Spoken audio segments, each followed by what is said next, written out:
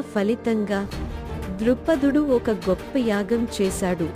దాని ద్వారా అతను ద్రోణాచార్యుడిని చంపగల కొడుకును కనే వరం పొందాడు.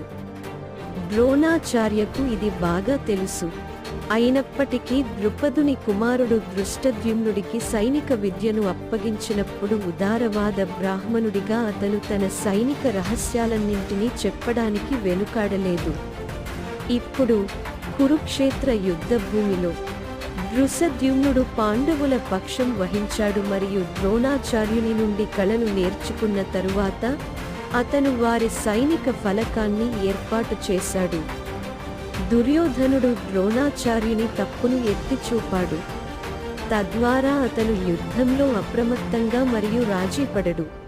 ద్రోణాచార్యుని ఆప్యాయత కలిగిన విద్యార్థులైన పాండవులతో యుద్ధంలో తాను కూడా అదే విధంగా సహనంతో ఉండకూడదని దీని ద్వారా